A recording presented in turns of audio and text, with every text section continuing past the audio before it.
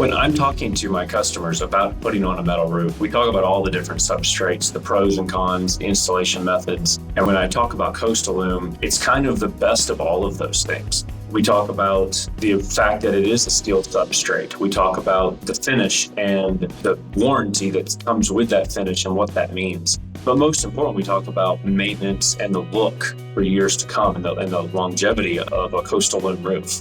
That for the next 5 decades or more, they don't have to worry about the roof.